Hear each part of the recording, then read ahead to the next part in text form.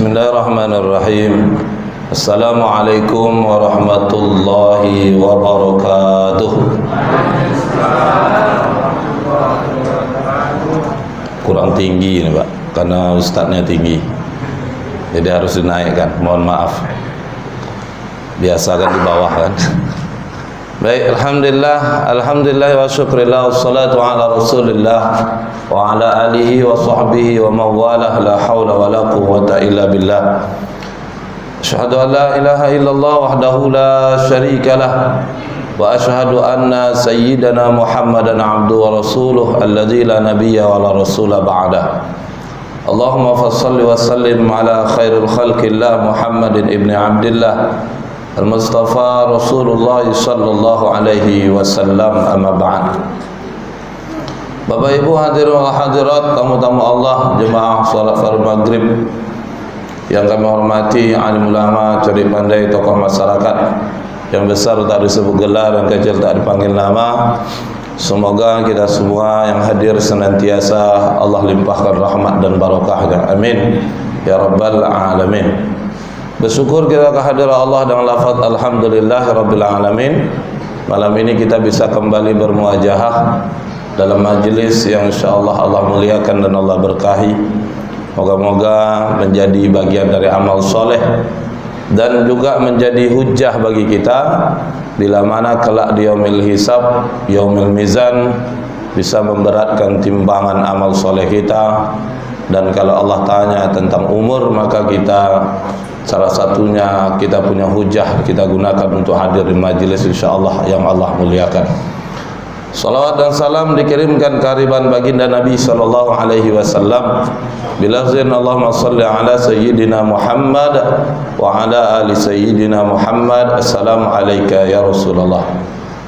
Bapak Ibu yang berbahagia, beberapa pertemuan sebelumnya kita sudah membahas seputar masalah akad, jual beli, dan terakhir pertemuan bulan lalu kita bahas masalah akad terkait dengan hutang.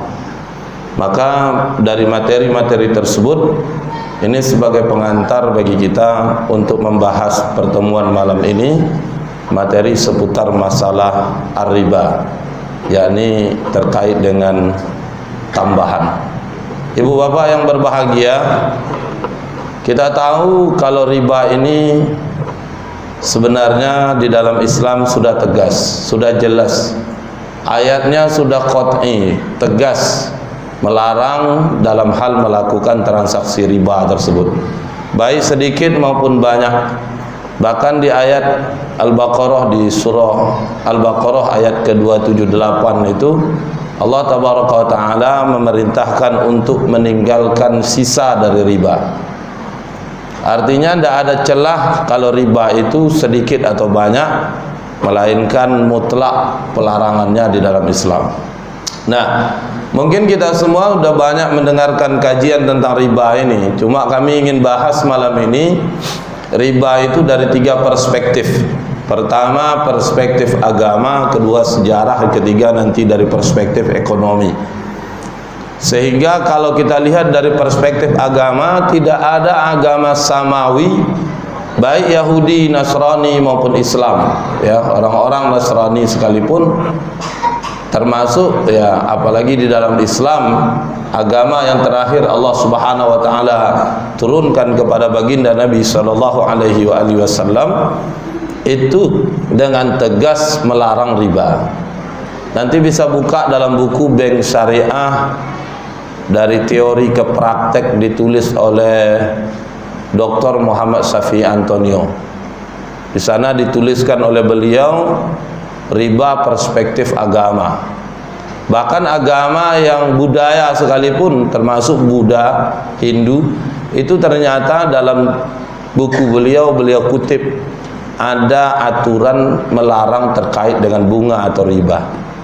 Sehingga apapun agamanya, terutama yang Yahudi, yang mengaku dia Yahudi, atau dia mengaku beragama Nasrani, Kristen hari ini, lebih-lebih dia seorang Muslim, agamanya Islam, kalau dia benar-benar konsisten dengan agamanya, harus dia tinggalkan riba tersebut.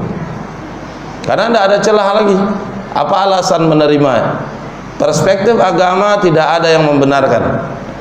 Begitu juga dalam perspektif historis sejarah. Bangsa Romawi dan Yunani dulu membuat undang-undang khusus aturan berkaitan dengan pelarangan riba alias bunga. Nah, ditambah lagi dalam perspektif ekonomi. Kalau ada orang yang beranggapan riba itu karena dorongan motivasi ekonomi, karena dorongan manfaat, dorongan maslahat, kebaikan ada walaupun sedikit di dalamnya, maka dengan melihat dari perspektif ekonomi ini ternyata riba itu mutlak juga tertolak. Tertolak dan tidak boleh, tetap tak boleh dilakukan.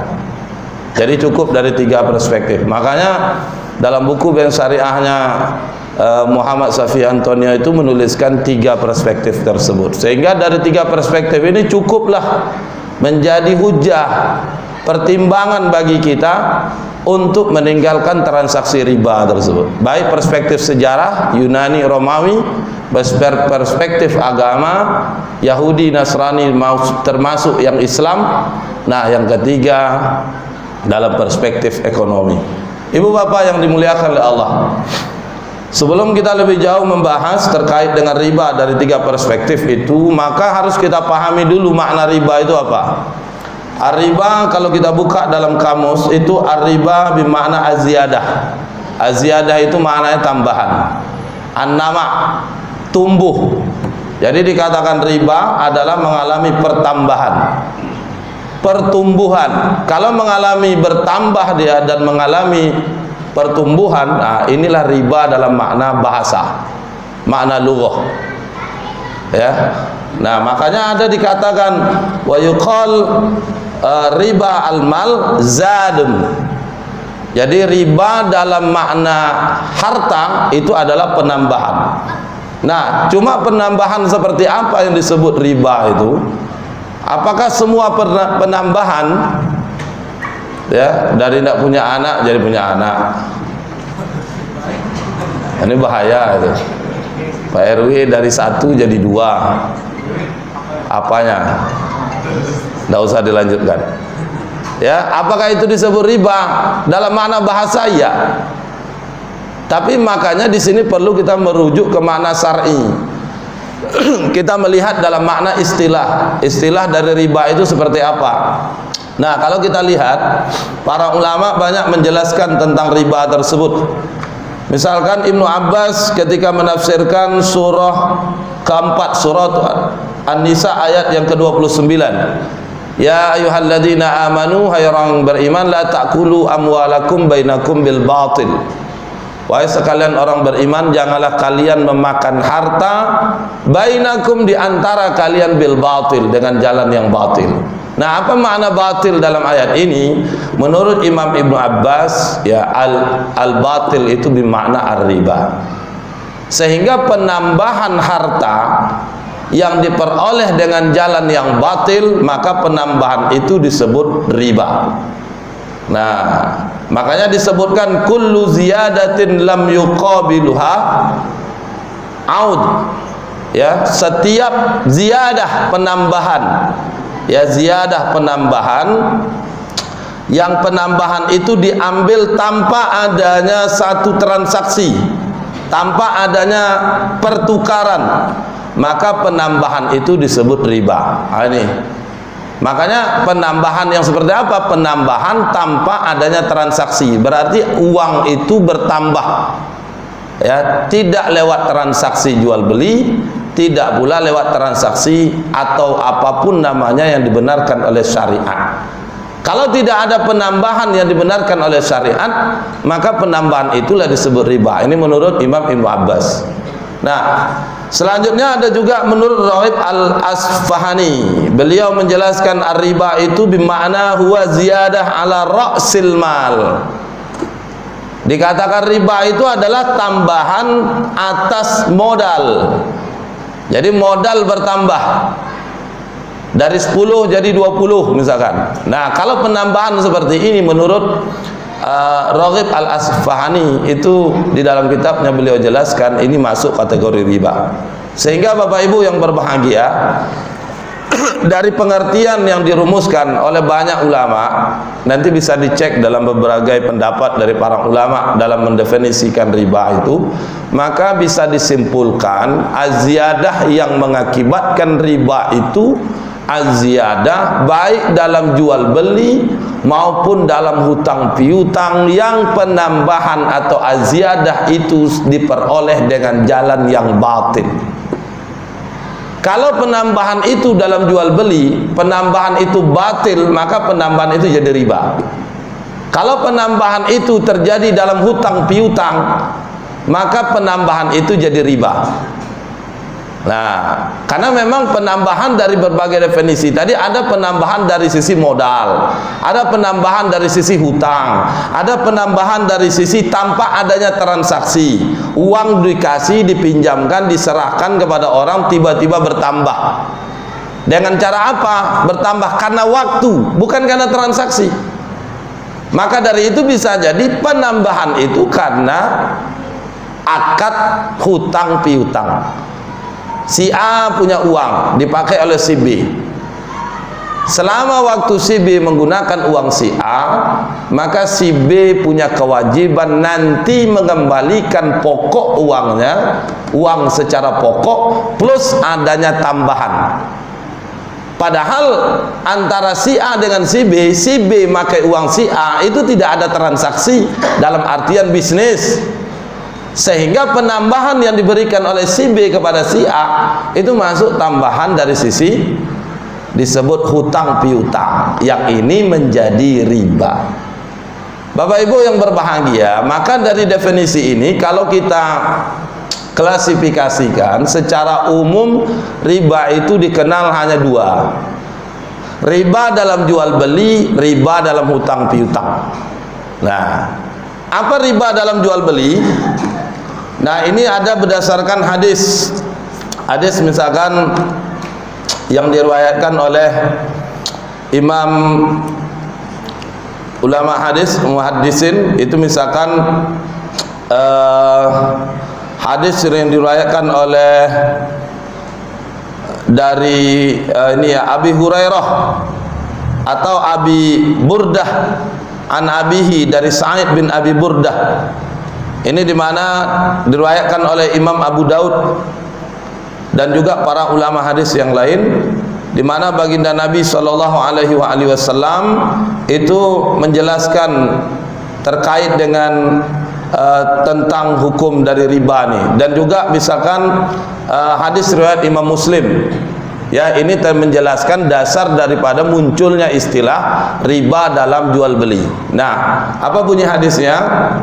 Di mana Nabi SAW bersabda, az-zahab biz-zahab, emas dengan emas, wal fiddatu bil fiddati, perak dengan perak, wal bur bil bir, jawawut sama jawawut, ya, was-sa'iru bis-sa'ir, gandum dengan gandum, wat tamru bit tamri, kurma sama kurma, wal milhu bil milhi, garam sama garam. Ada berapa tadi? Emas, perak, jawahut, gandum, kurma, garam. Ada 6. Maka 6 inilah, kalau merujuk kepada hadis ini, 6 inilah jenis barang-barang yang disebut sebagai barang ribawi. Nah, maka kalau 6 jenis ini terjadi transaksi mathalan bimithlin, pertukarannya itu sejenis, emas sama emas, perak sama perak, gandum sama gandum, garam sama garam, sejenis dia, baik secara nilainya sama dari pertukaran itu atau secara ekonomi ada kelebihan. Kalau terjadi pertukaran masalan bimislin, maka sawaan bisawain, atau dalam lafaz yang lain waznan biwaznin, dia harus timbangannya sama. Kalau terjadi kelebihan, maka kelebihan itulah disebut riba dalam jual beli. Riba ini disebut namanya riba fadl. Paham, Pak? Riba fadl. Kenapa riba fadl? Karena kelebihan. Kelebihan dari apa? Pertukaran antara barang-barang ribawi yang sejenis.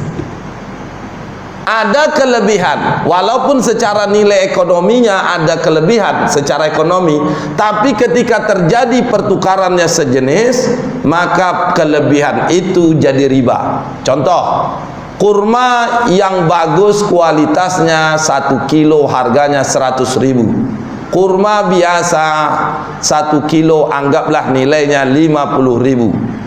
Secara nilai untuk mendapatkan, kalau ditukar Bapak Ibu, 1 kilo kurma yang bagus itu sepadan 2 kilo kurma biasa. Kan begitu? Secara nilai kan balance nih, imbang. Seimbang ini secara nilai. Tetapi Bapak Ibu yang berbahagia, karena kurma salah satu jenis dari 6 jenis barang ribawi, kalau ditukar kurma sesama kurma, meski satu kurma bagus kualitasnya, yang satu kurmanya biasa kualitasnya, karena sesama kurma pertukarannya harus 1 kilo kurma yang bagus dan 1 kilo pula kurma yang biasa. Kalau gitu Ustaz, rugilah bagi yang punya kurma yang bagus. Maka apa solusinya? Dijual kurma yang biasa, yang 2 kilo tadi, dapat duitnya, baru belikan kurma yang bagus, sehingga kurma tadi tidak jadi transaksinya mengantarkan kita pada transaksi ribawi. Contoh sederhana yang hari ini terjadi, kasus seperti tukar tambah emas.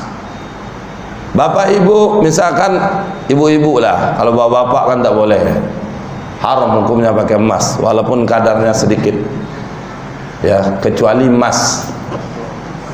Kalau itu emas Pak RW, emas Tanto, itu bukan emas. Emas itu beratnya ngeri, itu 70 lebih kadang-kadang, tidak ada di bawah 50 kilo ke atas ya.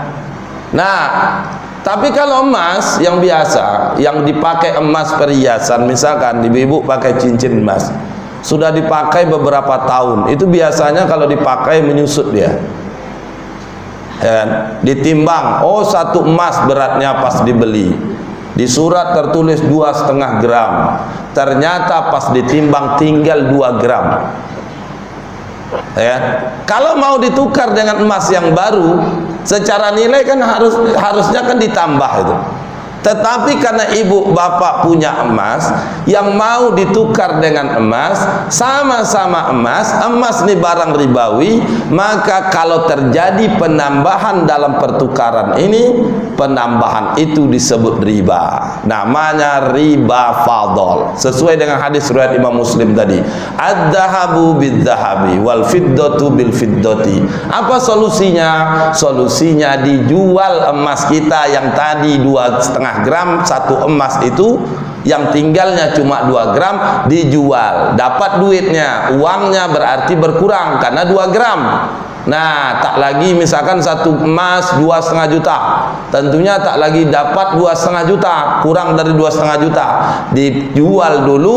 Setelah terjadi sah transaksi jual belinya, maka barulah dibeli emas atau cincin yang baru, yang beratnya 1 emas sesuai keinginan ibu bapak. Kalau itu dilakukan, maka tak terjadi riba. Tapi kalau ditukar langsung, namanya tukar tambah.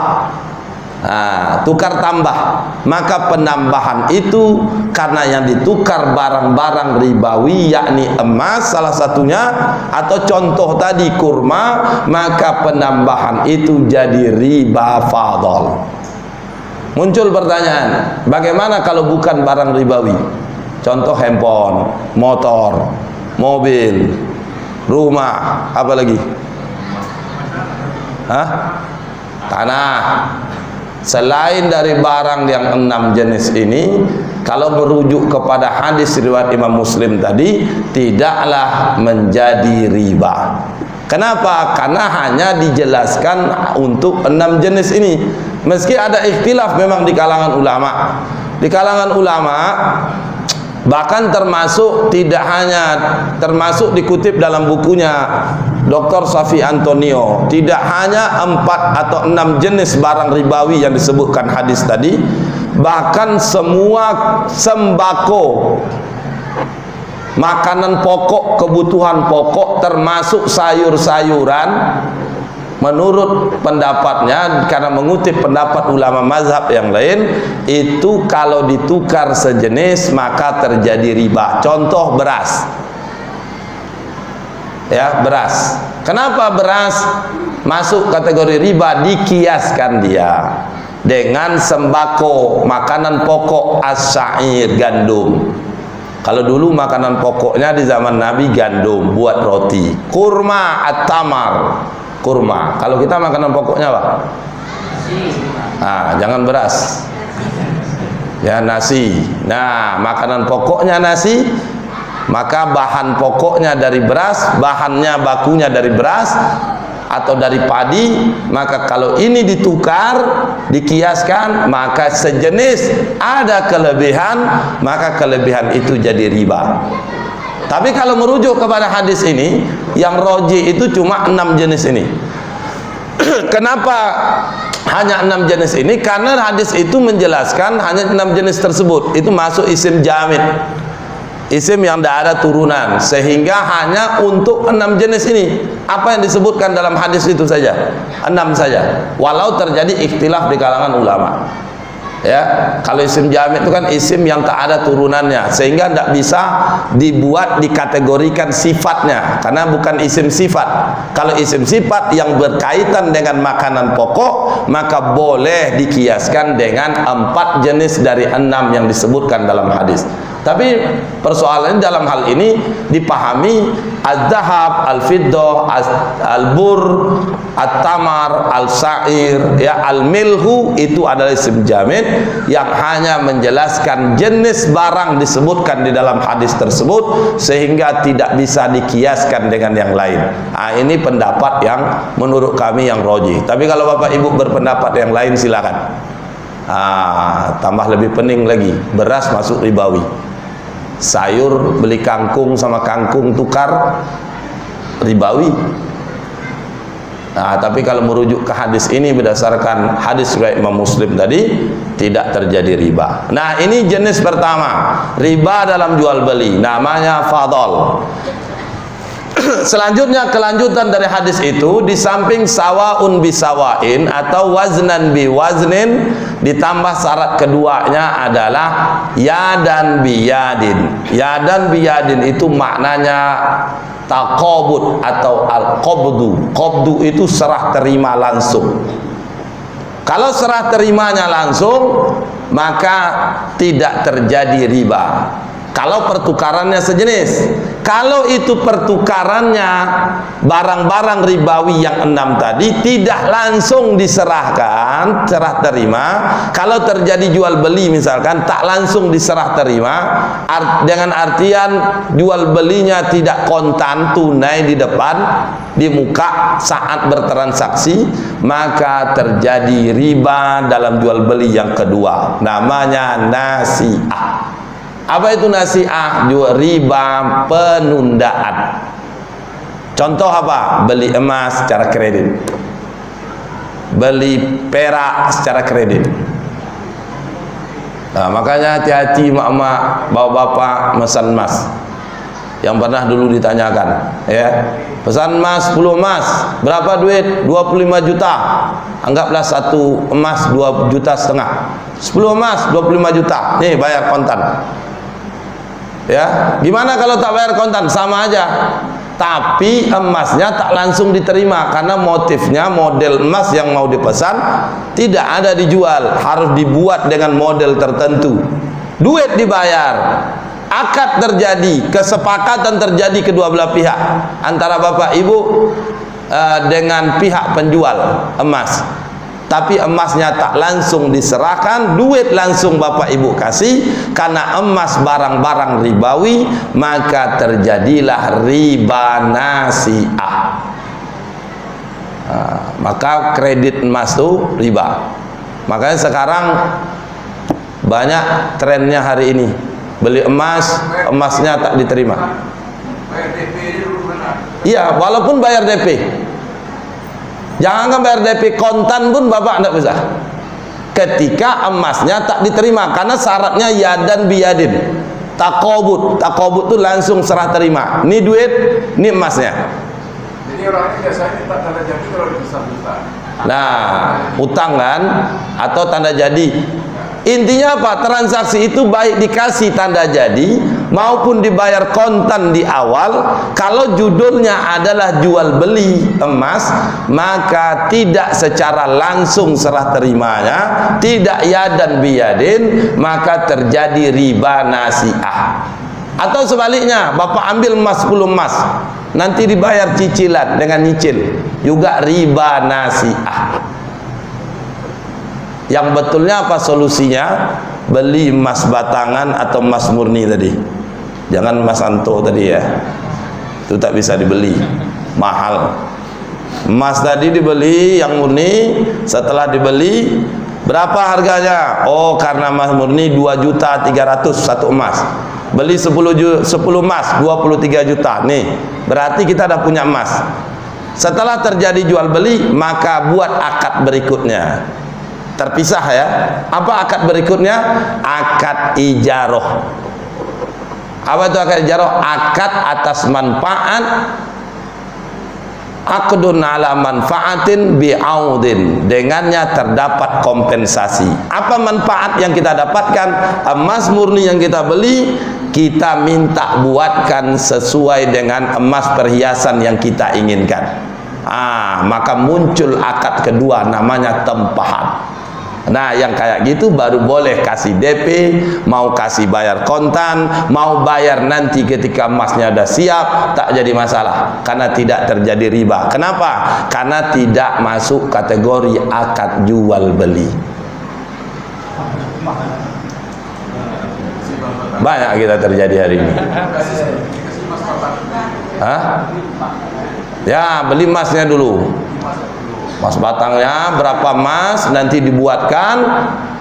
Setelah dibuatkan, nah ketika dibuatkan kita nempah karena emas kita punya, orang toko emas membuatkan, mengolah, menempah sesuai model motif yang kita inginkan, maka itu tidak terjadi akad jual beli. Bukan jual beli tapi ijaroh, akad tempahan, upah mengupah. Maka hukumnya boleh kalau tidak langsung kita terima barangnya, karena tidak terjadi dalam akad jual beli. Ini. Nah, apakah ini terjadi kepada semua jenis 6 jenis barang ribawi? Ini muncul riba jual beli. Ada sebuah hadis yang menjelaskan anan Nabi sallallahu alaihi wasallam, bahwasanya Nabi sallallahu alaihi wasallam manis taro ta'aman min Yahudi, membeli makanan dari orang Yahudi, ila ajalin, dengan batas waktu, farhanahu dir'ahu, maka Nabi menjaminkan, mengagunkan baju besinya. Apa makanan yang dibeli oleh Nabi dengan cara tidak tunai waktu itu? Dalam riwayat lain diceritakan adalah gandum. Gandum salah satu dari 6 barang ribawi, sehingga muncul pendapat ulama dari 6 jenis barang ribawi ini 4 boleh dilakukan tidak secara tunai, dengan catatan si penjual percaya dengan pembeli. Apa bukti kepercayaannya? Bisa dengan jaminan, bisa karena ada hubungan kedekatan. 4 saja. Apa yang 4 itu? Kurma, gandum, garam, jewawut. Bagaimana dengan emas dan perak? Tidak ada hadis yang menjelaskan, sehingga emas dan perak mutlak tak boleh dilakukan transaksi tidak secara tunai, mesti kontan. Kalau terjadi kredit, maka kredit itu jadi riba nasi'ah. Tapi kalau 4 jenis tadi boleh, bayarnya tidak tunai. Kenapa? Karena Nabi tadi tidak tunai bayarnya, tapi Nabi menerima makanan tadi langsung. Maka dari itu meski 4 jenis ini boleh tidak kontan bayarnya, namun 4 jenis barang ini meski harus diambil langsung dulu, diterima oleh si pembeli, nanti bayarnya nyicil. Tapi kalau ditunda juga penyerahannya, maka ini jadi tetap riba, namanya nasi'ah. Contoh, ini mau Ramadan, hati-hati Pak. Jual beli kurma online. Penjual kurma di Jawa sana, pembeli di Pekanbaru. Karena murah miring harganya online, dipesan dari Pekanbaru ke Jawa sana. Transfer duitnya, kurma dikirim beberapa hari kemudian baru nyampe, tak langsung kurmanya diterima. Maka ini jadi riba nasi'ah. Apa solusinya? Karena Islam hadir pasti membawa solusi. Apa solusinya? Solusinya kalau bapak langsung datang ke sana, atau kalau tidak ada wakil bapak yang bertemu dengan penjual kurma di sana, maka muncul akad kedua namanya wakalah. Kita udah bahas ini. Ya, gimana dengan COD? Itu jelas kan? Kalau COD jelas, COD cash on delivery. Secara fakta, di mana barang dikirim nyampai ke tempat baru dibayar. Akad sudah terjadi, kesepakatan sudah terjadi, tapi barang tidak dibayar oleh si pembeli. Udah nyampe barangnya baru dibayar. Karena nyampe barangnya baru dibayar, itulah makanya disebut COD, cash on delivery. Dibayar kalau udah nyampe, kan gitu, bayar di tempat. Nah, apa hukumnya? Kalau merujuk kepada hadis, ada yang pernah kita udah bahas, bahwasanya Nabi SAW naha an bai'il kali bil kali. Nabi melarang jual beli kali bil kali. Kali asal katanya kala yakla'u. Kala yakla'u bermakna nasi'ah, menunda. Apa makna Nabi melarang ini? Ketika transaksi jual beli terjadi, penjual pembeli tidak boleh sama-sama menunda. Kalau sama-sama menunda, pembeli sudah terjadi akad kesepakatan, pembeli menunda membayar, penjual menunda bisa jadi karena jaraknya jauh, dikirim dulu, dipaketkan dulu, maka akad sudah terjadi, maka ini disebut sama-sama menunda. Namanya ad-dain bid-dain, hutang dengan hutang. Kalau merujuk ke hadis ini masuk kategori transaksinya haram, tak boleh. Maka solusinya apa? Bapak harus transfer. Tapi barangnya datang 3-4 hari kemudian, tak jadi masalah. Karena barangnya ada, duit transfer dulu, barangnya datang kemudian. Maka jenis yang seperti ini boleh. Tapi kalau udah bersepakat sama-sama menunda, penjual menunda karena jaraknya jauh, pembeli menunda karena mungkin pertimbangan yang macam-macam, karena tidak percaya atau segala macamnya, untuk memilih keamanan bayar di tempat, maka sama-sama menunda. Ini disebut ad-dain bid-dain, masuk kategori jual beli yang terlarang.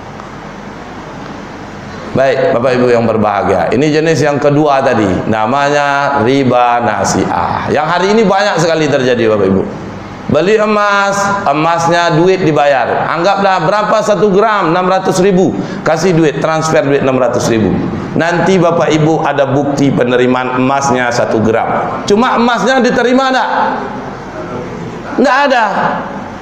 Ini udahlah riba, goror lagi, atau ijal, ndak jaleh. Ini terjadi, Pak.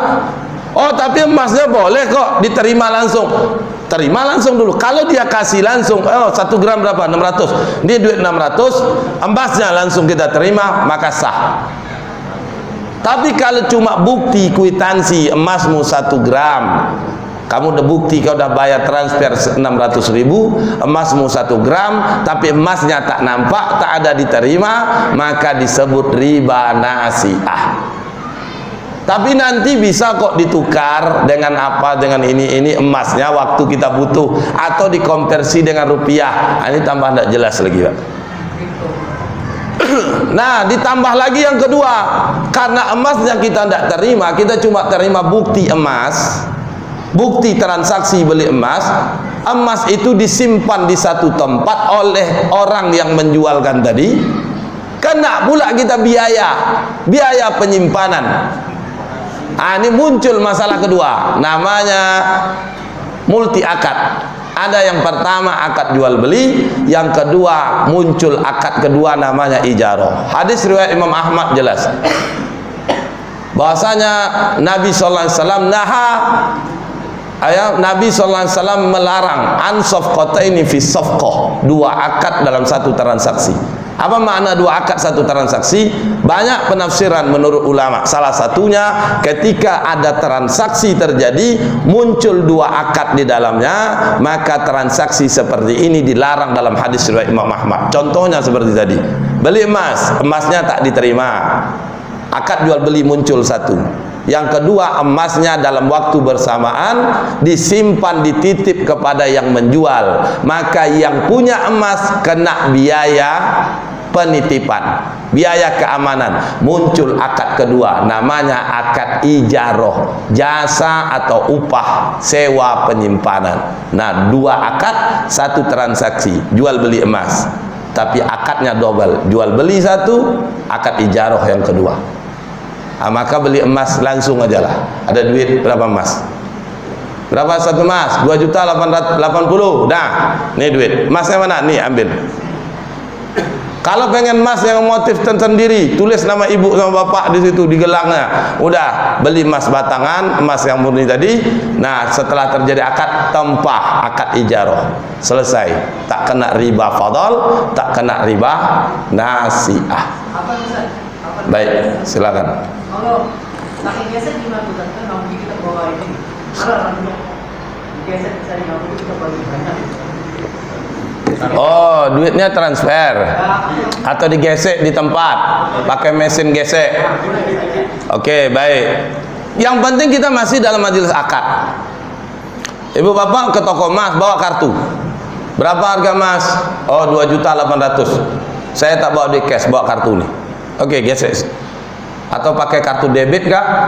Wah, transfer dulu. Udah masuk? Sudah, langsung terima emasnya. Jangan pisah dulu. Langsung terima emasnya. Setelah kita transfer di toko emas, langsung kita terima emasnya, maka itu sudah masuk namanya ya dan biyadin.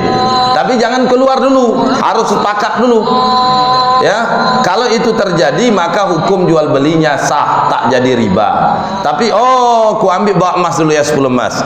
Nanti aku pergi ke mesin ATM, aku transfer. Kau percaya sama aku kan? Percaya, awak kawan lama.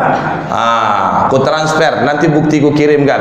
Walaupun beberapa menit bapak pergi, sudah terjadi akad, pergi bapak ke mesin ATM, emas bawa pulang, akad sudah terjadi, kesepakatan sudah terjadi, bapak pergi mesin ATM transfer duit. Setelah itu kontak, duit dah masuk, sudah, maka terjadi penundaan, jadi nasiah.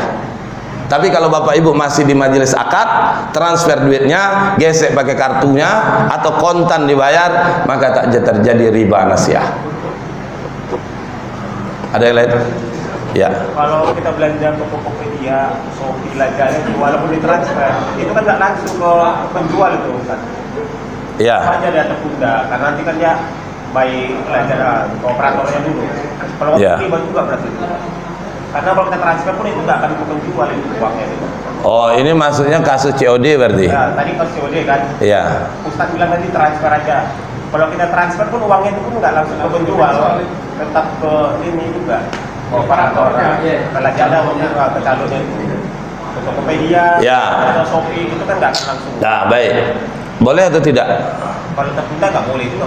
Nah, itu bukan tertunda karena posisi Lazada, bapak punya produk, bapak iklankan ke Lazada atau ke apa namanya, tempat pasar online tadi, transaksi tempat kita belanja online, maka berarti bapak udah mewakilkan ke situ.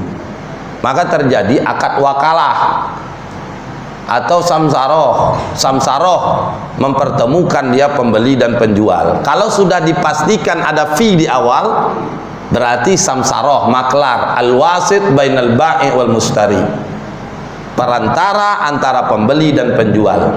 Tapi kalau dia tidak ada fee disepakati di awal, itu berarti wakalah, si pemilik barang mewakilkan. Tapi wakalah boleh ada ujroh, ujrohnya nanti dikasih di belakang, karena udah laku dikasih ujroh. Menurut Syekh Wahbah Az-Zuhaili, itu beliau menjelaskan dalam kitabnya Fiqhul Islam wa Adillatu, itu dijelaskan boleh wakalah dengan ujroh, wakalah bil ujroh. Intinya dalam hal ini boleh. Sama kasusnya begini, bapak beli mobil di salah satu showroom atau dealer. Mobil itu tidak ada karena keluaran baru, harus inden dulu. ya kan? Dengan sekian unit pesanan baru barang didatangkan dari pusat. Oh, kalau ini goror, enggak. Kenapa? Karena posisi kantor tempat kita bertransaksi di daerah itu adalah wakil atau representatif dari kantor pusat. Jadi posisinya wakil, wakalah di sini. Nah, karena dia wakil, hakikatnya Bapak Ibu juga berakad dengan si pemilik kantor pusat. Maka ketika bayar inden, pesan dulu, itu sama dengan DP. Hukum jual belinya boleh. Jangan dibilang goror. Kenapa? Mobilnya enggak ada. Enggak, itu enggak goror. Kenapa? Karena posisi status kantor di Pekanbaru itu wakil dari kantor di pusat. Nah, sama dengan kasus tadi. Walau tak langsung diterima oleh si pembeli, tapi itu sudah diterima oleh si wakil dari penjual. Mohon maaf, tak diterima oleh penjual, tapi itu wakil dari penjual. Berarti terhindarlah adain bidain. Nah, maka hukumnya jadi boleh. Apa gitu, Pak? Ya. Ya, masalah kata Mbak Mas tadi, kan kita punya emasnya tukar, kan harus kita jual dulu nih. Cuma kalau kita dengan ijabah, aku jual sama kamu harganya sesuai dengan harga emas, mana tukar tambah sama itu bisa? Nggak boleh lagi, Pak. Kalau bayar dulu kan, karena itu kan transaksi dia harus kita beli lagi. Iya. Kita pegang duit baru kita kasih lagi dia kan bukan Ya. Itu bolak balik namanya kan. Itu nanti muncul dua jual beli dalam satu jual beli. An bai'ani fi bai'ah, dua jual beli satu jual beli jadi. Makanya namanya jual beli itu harus sah dan putus dengan apa? Serah terima. Kita punya barang, menyerahkan barang yang kita punya. Misalkan Bapak selaku penjual, jadi kan Bapak menyerahkan emas Bapak, si pembeli toko emas menyerahkan pengganti dari emas itu, hartanya. Terjadi serah terima, maka barulah sah akad jual belinya. Berapa harga emas? 2 juta 10. Oke, ini saya jual 2 juta 10 sah. Oke, duitnya nanti ya ganti dengan emas ini. Ini muncul dua jual beli, dua akad jadinya. Maka harus putus. Putusnya dengan cara apa? Serah terima. Untuk amannya Bapak Ibu, untuk amannya, kalau saya untuk amannya bagi jual emas tadi, kalau mau ditukar juga, beli tukar jual dulu, udah dapat duit, udah pergi makan sate semangkuk loh. Habis makan sate, soto atau minum cendol, setelah itu baru datang balik. Jelas berpisahnya, aman itu. Tapi kalaupun tidak sudah sah terjadi serah terimanya, Bapak Ibu kasih emas Bapak yang Ibu Bapak punya, orang pembeli toko emas menyerahkan duit sebagai ganti emas yang Bapak Ibu miliki, maka sah terjadi serah terima, terjadilah akad jual beli antara Bapak dengan si penjual atau toko emas. Maka selanjutnya Bapak beli lagi yang lain, ya itu akad yang berikutnya. Tapi susah Ustaz, ngitung lagi. Itu kan tidak masalah, daripada besok kita dihitung. Mendingan susah kita ngitung sekarang, Pak. Kadang-kadang memang itu terlalu ribet kali. Kita ini pengennya aman, gampang, nyaman, nyantai. Hidup aman, tenang, mati dalam keadaan beriman, setelah di dunia masuk surga. Sholat tidak, puasa tidak, nutup aurat tidak, haram dihantam juga, mati dalam keadaan husnul khotimah, pengennya nanti di akhirat masuk surga. Mana bisa kayak gitu? Ayah kita aja punya surga, tak bisa kayak gitu. Apalagi bukan. Kadang-kadang kita tuh pengennya enak. Makanya ini salah satu sebab kenapa banyak manusia membangkang aturan Allah, karena manusia pengennya enak. Kenapa ibu bapak nih sholat? Karena pertama iman, karena udah menjadi kebiasaan, ya lah, dorongan pahala, perintah, larangan. Ada orang nyantai, ngapain sholat capek-capek, yang penting umat Nabi Muhammad masuk surga semua. Betul, umat Nabi Muhammad dijamin masuk surga, tapi tak dijamin langsung masuk surga. Transit bisa jadi. Kalau langsung tak dijamin, masuk surganya dijamin. Tapi kalau transit langsung atau transit, itu tidak ada jaminan. Ya, mohon maaf, kira-kira gitu Pak. Jadi amannya jual dulu, terima duitnya, langsung jual beli lagi. Baik, saya kira begitu. Wallahu a'lam bishawab, karena waktu yang sudah habis ya, masuk waktu Isya. Maka mohon maaf khilaf kata penyampaian untuk jenis kedua dari riba dalam utang piutang, dan kita bahas nanti fakta kontemporernya seperti apa. Nanti insya Allah bila Allah beri kesempatan, Allah beri umur panjang, dan insya Allah kita bahas pada pertemuan selanjutnya di bulan depan. Mari kita akhiri majelis kita dengan baca Ummul Al-Quran dan tasbih kafaratul majlis. Ala kulli hazin niyah, kullu niyatin salih. Al-Fatihah.